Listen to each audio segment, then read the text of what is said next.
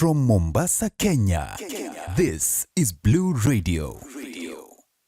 It's a very beautiful song. I love the whole art that is used in that song. How from the sounds to the languages, everything is epic. But we would love to talk to people who are behind this project. And with us we have Dr. Kahithe Kiru, production manager in Bomas of Kenya, and we also have Hillevi Helm from Livido Music, and that's such a great sample of what you guys have done, and we would want you to introduce yourselves, because I know I haven't even done justice to the introduction. And actually, before they introduce themselves, we were to have Ben, but Ben is not feeling well, because if you check the posters, Ben was the one on the poster, but today we have a very good representation of them here. And Doctor, your name is really hard for me to pronounce by the way, but they are going to present themselves. Dr. Kahithe Kiru. Oh, we've been listening to Ben. So he's here in he's listening by the way. So shout out we want to Ben, to wish him a quick recovery by the way. And we hope he'll come also for an interview himself, right? So let's do justice to your introduction. Yes. So, good morning. Once again. So I'm Kahithe. I'm the production manager at Bomas of Kenya. And when I say that, I want to please make sure and ensure that people know what Bomas of Kenya is and what is it we do. Unfortunately, in our country, the people think Bomas of Kenya is about IBC. I warn you, it is not. It's a cultural place. Yes, exactly. Yes, that's what I wanted to say. We knew Bomas of Kenya as a cultural place because even when we were kids, when you heard you're going to Bomas of Kenya, you were so sure you're going to see dances. Exactly. So basically, I'm the artistic director and production manager there. So I work in the performing arts sector. So everything that is theater production, audiovisual production, and of course a lot of research. My background is in anthropology, so research on culture. Basically, that's what we do in order to preserve and to promote the diverse cultures of Kenya. Oh, nice. As you are aware, Kenya is so diverse. We have like over, I think right now we are at 46 official recognized ethnic communities, and they have so many various aspects of their culture that we are trying to preserve. So that is what we do, and here today we are to talk about a specific project, a very new and creative way of preserving Kenyan traditional sounds, whether we're talking about rhythms, melodies, songs. We've always had this mandate of preserving, but we have been challenged in the recent years on how we can do it in a way that will be attractive to the young current generation. How can we do it in a way that is also going to be sustainable and that's going to rely on digital technology? Because that's evidently the direction in which everything is going. Everything is going digital. And I believe that the COVID pandemic also was a big shakedown for all of us. How do you reach out to even your audiences when there is a ban on physical gathering? There is restrictions on travel. You see, how do you operate in such a space and still ensure that you are doing something creative? So that's how it all started, and we are here today with Hillevi, who represents our project partner from Sweden. So Bomas of Kenya is partnered with a Swedish organization to offer a very digital and innovative solution at preserving Kenyan cultural sounds. We'd love to hear from you, Hillevi. Give us a little bit of introduction of who you are and the organization you work with and what you do.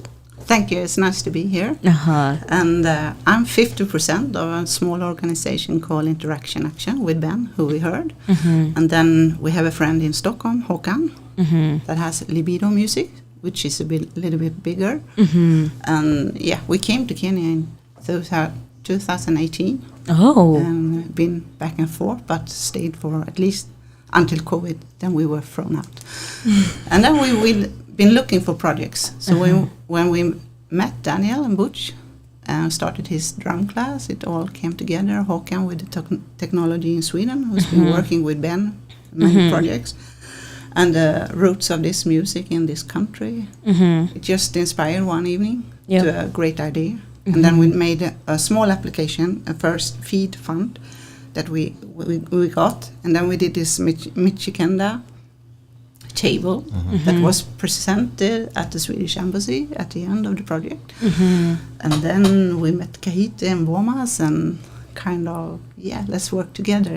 She was smart enough to see what good opportunity the table can give to the young community who's drifting away with other things. So we try to bring it back with this technology and make it like cool. Oh, nice. I'd love to know what inspired you to actually, because the sounds are so calming when they start.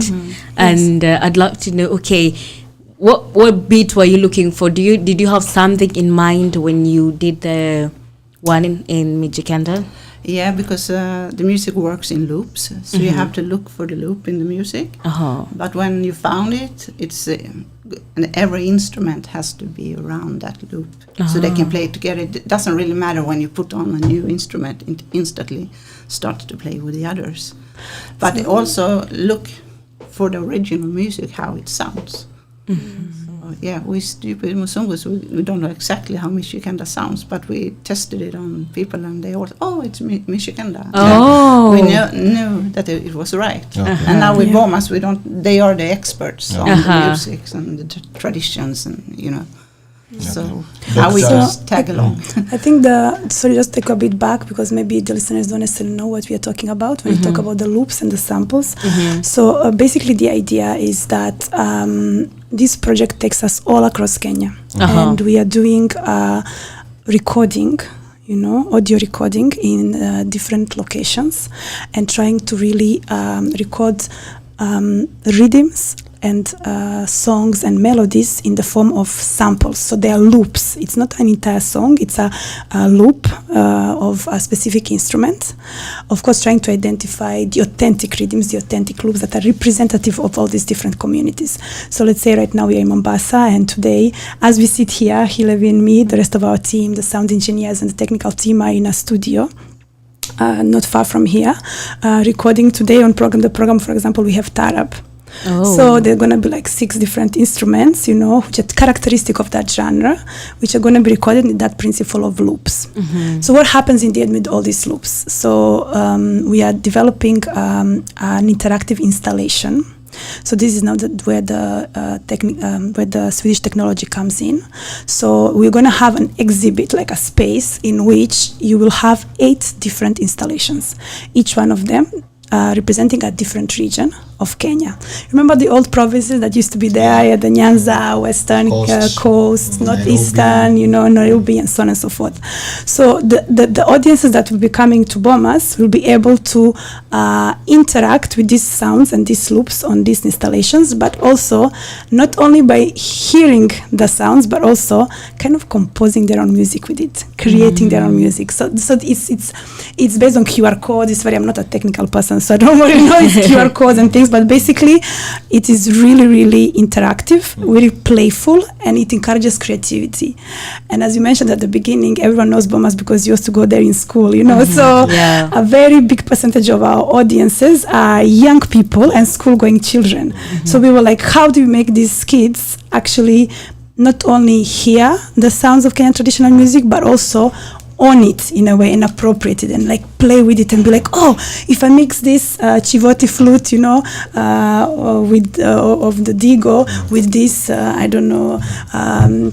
Tashkota from Tarab, on this coastal table, and I add another, Mabubumbu drum from the Giriama, and I put all of them together. In a way, I've created a unique sound and a unique melody, So the song we played at the beginning is an example of the kind of impact we hope the project will have on music. It will allow people to create their own songs, but based on Kenyan traditional sounds. Beautiful. Well, now, on that, Dr. Kahithe, just to ask you, because now these are traditional songs in a nice digital melody that people want to embrace, the old and the young, so that they enjoy the music.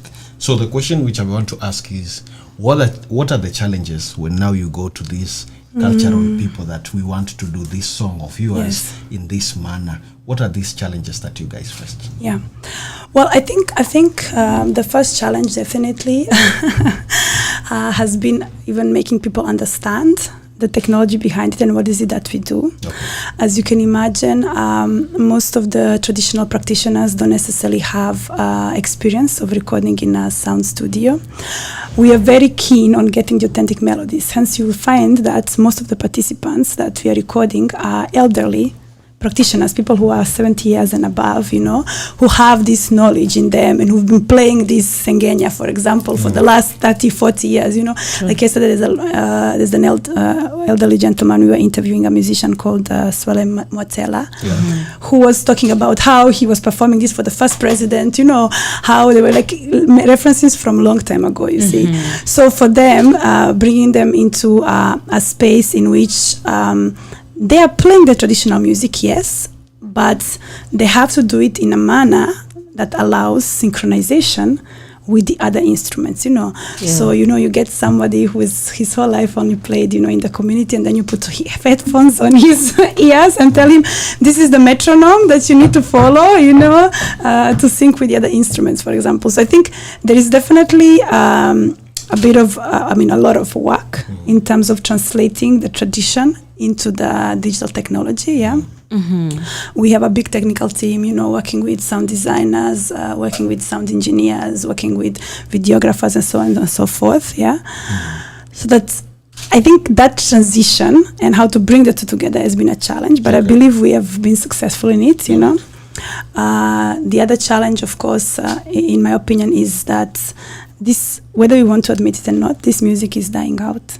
At a rapid pace, and it's actually really sad that even as we sit now, you know, in certain regions there are instruments that we had planned to record and had the best wish to, but you cannot find anyone who is anymore playing that instrument, you see. So some of these things are getting lost. So we also spend a lot of time identifying the musicians to be recorded, you know, who is still there that can give us the true thing, you know, the original thing. And in some regions you realize, oh my God, this flute, you know, I'm using an example. When we were recording in central Kenya, we really struggled finding a muturiru player. Muturiru is a traditional Kikuyu flute, you know. People will come with flutes, yes, but it's more of a modern recorder style flute. You know, you're like, no, that's not what we are looking for. We want the old traditional flute, which was made out of a leaf and a branch, and I don't know. So I think the other aspect is definitely finding the correct information and finding the right musicians and the right instruments, so that we do justice to this music and we show it in its best light. Okay. So after all these coming up together, like for example, the Mijikenda you've done with Ben has produced there. So who owns the rights of the music now and putting in that now, after owning the right of the music? Kenya Film Classification Board coming on board when they release their dues yearly, who takes ownership of that? So here's the thing. As I said, in the end, the final exhibit is an interactive installation. Okay, it is not done for commercial purposes. It is done, Bomas of Kenya being a state corporation under the Ministry of Culture and Ministry of Tourism, Wildlife and Heritage. You know, the point is preservation of Kenyan music. Okay, so we're not just directly generating. It's not about generation of income per se. It's not a commercial project. Secondary is that traditional music doesn't really per se have intellectual property, because I'm not a legal expert, but we have passed this through legal hands before starting the project implementation. It belongs to the community, right? It is difficult to pinpoint one individual who first came up with, I don't know, the Gonda beat, you know, or the Isukuti. I'm sure everyone in Kenya knows about the Isukuti. We don't. Who is the first person that came up with the Isukuti? We don't know. We just say that Isukuti originates from the Isuha and Idaho, you know, and Kakamega and all that. So the musicians are thoroughly briefed, and they are aware that the recordings are used uniquely for this project, whose purpose is to preserve Kenyan traditional music. So of course they're compensated for their participation in the project. And to that extent, I want to mention that what really allowed us to do this project is also support from donors, you know, and funding agencies who all work in the creative and cultural industries and support projects like ours, which are non-profit oriented. The first funding was obtained through by Libido, the Swedish partner from the Swedish Institute, and then we got we were funded also by Ignite Culture, which is a grant that is based on funds from the European Union, the British Council, and the ACP program. So it's basically a myriad of partners who have all come together to, try and preserve this music in a new and original format. All right. That's nice. Hillevi. Yes. Right. I'd want to hear your perspective because Dr. Kahithe has highlighted some of the challenges from her perspective. And what are some of the challenges that you have seen from your own perspective? No, I think I agree with Kahithe. It's I don't know anything about the quality of the musicians, but I can see that it's a search that has been going on. And then on plays, it's like recording. There are many things that should be done during a recce and during the performance. So, but I think it's working really smoothly, and we're coming to the end. So we have this region, another region, and then Nairobi region. So yeah. I'm just hopeful at the moment that it's always when you start a project and there are many people, where is it going to end? Yeah, it's going to end at all. But I can definitely see the finishing line. Oh, nice. Now, my question would be, what were your expectations when you started the project, and this far, have they been fulfilled, or are there places that you haven't? We started with this one table from the area where Daniel knew these good musicians that we are seeing again here now. So the first table was kind of just for the amusement, see something different, what can we do, could it work? And like in Sweden, there are many installations with where you put music on things. Music makes people happy, so you could have music walking up a stair, or you can have music entering a room, or like if you go from a dark tunnel in Stockholm, you can hear birds. So we like to put music on everyday thing. So this table was like a part of how can we use this cultural heritage and make it more fun, make it more musical fun. We do something fun with it to inspire the rest of the young people who's like drifting away. And I think it's been a success. It was, we were awarded more. I think that we started the journey. We didn't think it would end this big as it has done with Bomas. So then when the second application came and took form, it was like, wow, this is really big now. And it comes with a little bit of responsibility. What did we start? It's an avalanche. It starts little and all of a sudden it just escalates. The other question would be, you've said that of course the tunes or the loops are going to maybe be used by any person who wants to venture in music. Like I can use that in a song that I want to make. And is there a process? So I think at this stage in phase 1 of the project, we are trying to at least finalize and put up the installation. As Hillevi mentioned, so the idea is 8 different installations, right? Here in Koz, this is region 5 in which we are recording, so we are yet to complete the recordings, and then still, the aspect of coding and programming, and the hardware behind it, because this is actually computers within tables, So we are calling it a SampleBar table, but it's not a regular table, of course, So the part of installation is, I think, still a process, and in doing this, I think, because you asked us also about the outcomes, and I think the two questions are kind of related. The question you asked Hillevi and you asked me is that I believe that the full impact of the project can only be evaluated, let's say, 1 year, 2 years down the line after the installation is already up and running, We would wish for it to be so, as you said, for it to inspire, young musicians and for them to reach out to us and come and based on that idea be like, okay, I've had this and this specific sample of, I don't know, Kalapapla drum from the Luo community and it speaks to me and now I would like to incorporate it in my contemporary music, you know. Is that going to happen? We are yet to confirm because this thing is still not available to the public. As we are saying, we are still in the development phase, yes. But yes, ideally, we would wish it to be so, to find a manner in which people can obtain samples of these recordings that you're calling and actually appropriate them, own them and put them in their own musical creations, you know. Of course, we will have to go back to so you're asking about the process. So of course, you will have to go back to the original recording artist, you know. So if it's this specific Kalapapla drum, for example, and, you know, after we see all of the documentation and we know who is the person who recorded this specific Kalapapla drum, you know, definitely there will have to be some kind of a way of at least making them know, you know, that this and this is happening, you know, because if these recordings are used in a commercial purpose, evidently it has to go back to the community as well, you know.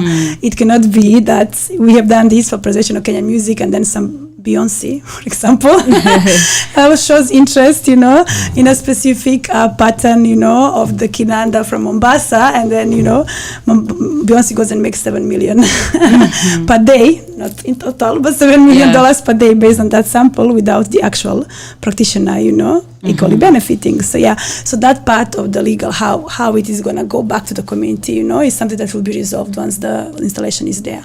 But yes, it is very much the intention and our wish, you know, to encourage also people to be reaching out and being like, I want this, I want that Sengenya beat, you know, I want that Sukuti beat, you know, I'm interested in this specific pattern on the Litungulaya of the Bukusu, you know. So all these things I think are extremely important. We've worked in the sector for a long time and we know that there has always been debate in Kenya about the identity of Kenyan music.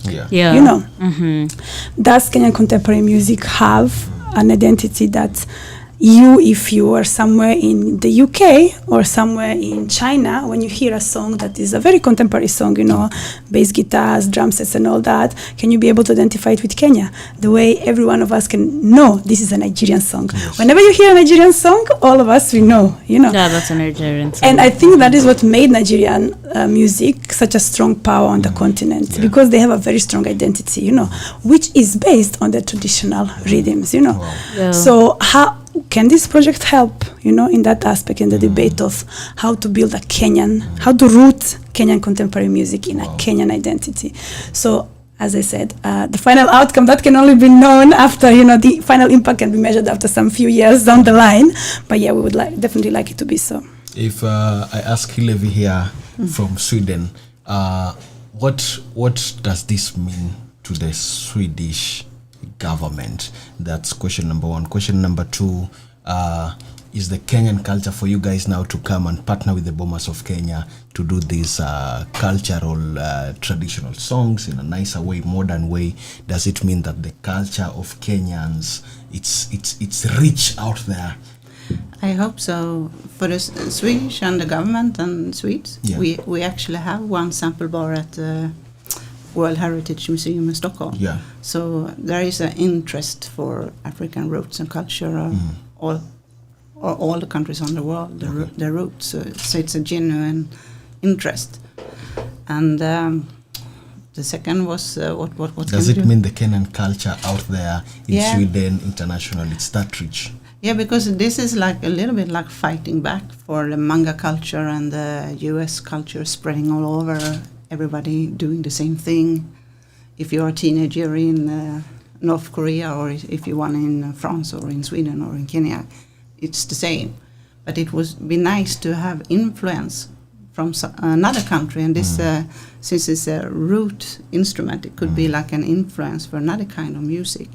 For like instance, if Beyonce makes this great hit, I guess it will inspire other musicians to have the same beat and the same root, and even artists in Kenya, so it will spread, and then it will benefit everyone at the end somehow, if we all are in it together for the joy of music and having fun. And that's why I hope. But in Sweden, it's a great Beautiful. interest. And we have many Kenyans friends living in Stockholm, so they are musicians. So they know about the project and they are very supportive. I am a musician. When I come to Stockholm, I'll perform mine. They say that I don't sing very well, but I sing very well. Yeah, you're welcome. Yes. I know some stages you can play. Yes, I can do. Kadama na malamanangu dede, kadama na malamanangu dede, mwana na malabe ni vinewira, kadama ngoma yangu ya manawe, na wezide ngoma ya besijika. That is a Giriama song. It's great. You put it very well in that modern beat you have. We're going to have something nice. Yeah, I hope so. Next question to Dr. Kahithe.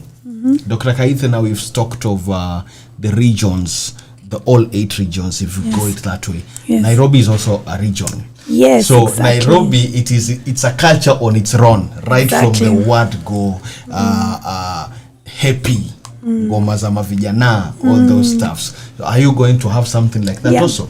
So the idea for the Nairobi table has always been, we had this discussion from the beginning of the project, is that as much as what we are calling the regional tables, meaning like the Western Kenya table or the Northeastern Kenya table, are going to be based exclusively on traditional beats and patterns and samples. We've always had this discussion about how Nairobi table should encompass contemporary musicians who already have, in one way or another, inspired themselves by tradition. So as much as we sit here and talk about this debate of Kenyan music and whether there's an identity in Kenyan music, there are people out there who are playing live music and inspiring themselves with traditional beats, So we were like, can the Nairobi table show the evolution of Kenyan music and show this is the kind of guitar riffs, for example, that are currently played, in Kenya, in Nairobi, and that in reality are based on traditional riffs, Okay. Let me give examples, maybe I think the most visible example is talking about pop stars like Sauti Sol, Sura Yako, which was one of the major hits, was actually based on a Sikuti beat, There are people who have evolved traditional Kikuyu music to another level, people like Kairosh and, very contemporary musicians, There are people who are using even traditional instruments and they have electrified them in a way, made them to become electric, like people like Makadem, who plays Luanya Titi, but plays it in a very contemporary way, So we are going to try and target the kind of musicians who have already done, in a way, that reflection, or have already started moving in that direction, of, yes, I'm doing something very, contemporary, but I'm also considering, how I got to where I am, people like, let me just use at least one example for Coast, since we are in Coast, there is a gentleman called Ida Aziz, who, the way he sings, that's a typical traditional Mijiken, the way of singing, but he does electronic music, so it's electronic music like, house and stuff like that, but with a Mijikenda flavor, you see. So I think if we do that with the Nairobi table, it will help this final outcome that we discussed earlier, of encouraging young people to look at it and be like, oh, okay, wait, hold on, this guy is playing the guitar in a way like how they pluck the strings of a Litungu lyre, So how can that also feed my own creativity and inspire me, to develop my own sounds? So I think that's the plan for Nairobi region. Beautiful. Great. Beautiful. I think my last question would be, after the project, and of course we have the expectations, we will have the outcome we want to see, but how are you going to reach to Kenyans? Because most of the times in Kenya, the art, especially music, is not really appreciated. But how are you going to reach us to know, there's actually now a new wave in music that is coming? How are you going to reach Kenyans? Yeah, I think the challenge we are having, I always talk about this, and I think this is one of the things that's very, very dear to my heart as an individual, but also to us as Bomas of Kenya, is that traditionally or historically in Kenya, there's been a disconnect between what government does in its mandate, and I'm talking about the mandate of preserving Kenyan culture, for example, for Bomas, what happens within the community, or let's say the people, and then what happens amongst creatives who consider themselves, there's always this kind of resistance in which creatives consider themselves kind of being the critiques of this government, kind of being against or opposite of the government, So we are trying to also change those notions and perceptions, and bring everyone on board together, So the government and the policymakers and, and the inventors in this specific case, and international partners and contemporary creatives, and how do we bring everyone on board of one and the same project? Mm-hmm. And then when you're asking how do you make people know, well, I think the government of Kenya has not necessarily always done well when it comes to PR.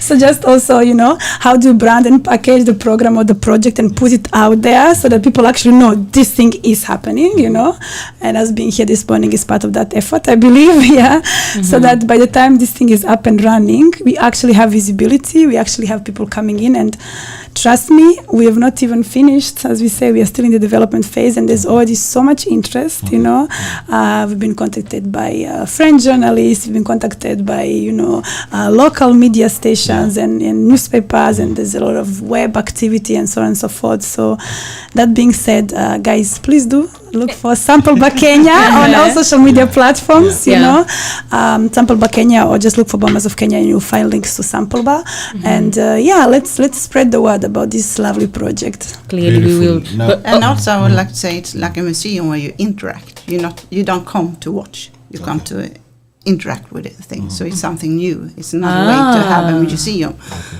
So you are likely to come back because it's fun. Mm-hmm. And then we also talked about portable SampleBar, so we can go around schools and communities. Mm-hmm. We've been discussing the matter because this final installation is it's a bit of a large size table with this computer and everything inside. So we've been also discussing of once the installation is up and running in Nairobi, how do we ensure that, number one, these musicians which were recorded somewhere in Isiolo or somewhere in Busia actually get to see the final product. Yes. Not necessarily all of them will be able to come to Nairobi and experience it. Mm-hmm. So number two, also, how do we make the community know that this is the work we have been doing? Mm-hmm. So we've been there is a first version of a portable table. Oh. There, I believe, I'm not a technical person, but there's still some tweaks and improvements to be made on the portable version. Okay. So we have a portable version, and we can have literally like a tour, going back around Kenya and showing people, okay, this is what it looks like, and this is the recordings that came from your region, and this is how it works on this table, and so on and so forth. So also involving, county governments, to help build awareness of the project, and also, as Hillevi is saying here, educational note, it's very important for us to reach out also to children, them being one of the biggest audiences, I believe, for us. Yeah. So can we take it also to schools, and tell people, look, this is the kind of thing that exists in Bomas. If you want to see the full installation and the larger scale, you can come and visit it. So that will also help, I believe. Then there's this question that has come up right now. The Ministry of Youth Affairs and Art and Sports, we have a new government, and I'd want to know, have they been of help, or have you also collaborated or talked to them about the whole project, and what is their response regarding to that? So, the new government comes with restructuring. So the government has two different ministries in a way, in charge of similar affairs, let me call it that way. So ourselves as Bomas, we are the Ministry of Tourism, Wildlife and Heritage, State Department of Culture and Heritage. So the State Department of Culture and Heritage is the one that has been very supportive to this project. They're the ones we directly work under. They're very much aware. Recently, when the CEO of Libido Music, Håkan Lidbo from Sweden, was here, they had an official visit to the Principal Secretary's office and all these things. So the government is aware, and the government is also putting in some funds, of course, evidently, because as much as the installation is there still needs to be an appropriate space to exhibit it and so on and so forth. So we're getting some support through tourism promotion funds. So they've been quite supportive, and I think the new government has definitely a clear agenda of digitization, and this is a format of digitization. You know, there's this constant push towards, you know, what they're calling digital highways, you know, in the manifesto, and they're saying, how can we make digital technology accessible to all Kenyans? How can we spread, you know, the networks and making sure that everyone can be, in a way, can be roped into the global world, you know, what is happening through digital technology. So this is just one step in a longer process of digitizing government services. And I think, definitely they've been supportive in that sense. Oh, that's Beautiful. great. I think we would wind up by... Just a minute. So in this project now, which is in the developing project, different kind of tables we are in, how long are we looking at this developing is going to take, and the last final project that is going to be officially launched, when are we going to see, which are the dates that we are? The tables will be ready in May, the In 8 May. tables. Okay. Yeah, we are, you know, we don't have a specific date set, so I can't really say, but we are hoping that the entire project will be finished by end June. Yeah, so we don't have an exact launch date, but depending on different factors, we will definitely keep the public posted, you know, and as you said, push for visibility of the project. The development, I think, was the long phase, you know, this whole traveling around and recording and all that is what took a lot of time. Yeah, in parallel, the technology developed in Sweden is, you know, happening in parallel with the recordings here in Kenya, you know, so bringing the two together and all that, we plan to complete all that by June latest, and then we shall see about the official launch, and hopefully invite you all to come and participate. We'll make sure we're there. Invite us there, we'll be there. We can't even wait for it. Yes, we can't wait for it to be there. Yes. What are your final words to the Kenyans that are listening? I'm very grateful for the things we have done, and I hope to see the portable table in UN with some Kenyan musicians one day. Beautiful. That would be nice. Awesome. Dr. Kahithe? Well, I think for me it's to say that as a team, which applies to both the Kenyan and the Swedish side, I think we owe a big thank you to the different musicians and practitioners that have given their knowledge and their skills and their information about these instruments and everything so generously, you know, for posterity, you know, because we are doing this for the future generations, you know. So that one day when all these things have unfortunately really reduced, at least in practice, if not become extinct, you know, there is a digital platform where you can still access this information. Exactly. So we need to thank them. I think they are the first on my list for the parting shot. And then the second also is all the organizations and all the donor agencies that have supported us and enabled us to do this amazing work, which goes to our ministry, which goes to, of course, our project partner Libido Music, which goes to the donor agencies, Ignite Culture East Africa and Swedish Institute, and everyone who has enabled us to make this thing happen. Wow. Beautiful. Social media platforms that Kenyans can get this information from? Yes, so you can access this information on the Bombers of Kenya social media platforms. So just search for @Bombers of Kenya on all social media platforms. On Instagram is @Bombers Kenya, but everywhere it's Bombers of Kenya, or SampleBar Kenya. Okay. SampleBar @SampleBar Kenya. So beautiful, beautiful, beautiful. Ladies and gentlemen, that is Dr. Kahithe Kichu, right? Kiru. Okay, sawa. Dr. Kahithe from Bombers of Kenya and Hillevi Helm from Libido Music, all the way from Sweden. But do Libido have social media handles? Yeah, you search for Libido Music, Interaction Action, or SampleBar. You will find plenty of information. Beautiful. Pop up. There are not so many competitions with the word SampleBar. Beautiful. So, ladies and gentlemen, there is a new sound that is coming out that is very beautiful. This sound, it is about the Kenyan culture songs, ladies and gentlemen, done in a very good sample, beautiful way. And we've already seen one done by Ben, the Mijikenda sound, with a beautiful digital sound that has been put in it. Listen, that is what you need, by the way. Culture is not running away. Culture is there. And now it has been made easier for you to enjoy it, by the way. When you're driving, you're having long drives, that is the music you need to listen to when you're moving home. All the way from Nyanza to coast, from coast to Nairobi, to central Kenya, to eastern Kenya, northeastern. All these are tables of different areas. And by the end of June, hopefully, this project will be out. And don't miss out. Be sure to follow it keen @Bombers of Kenya on all social media platforms, @SampleBar across all the media platforms. Thank you so much, ladies. Thank you. It was Thank you awesome so having much you. for having us. Thank you. Say hi to the rest of the team, and Bomas of Kenya, tell them we need to have a show there live and direct in Nairobi.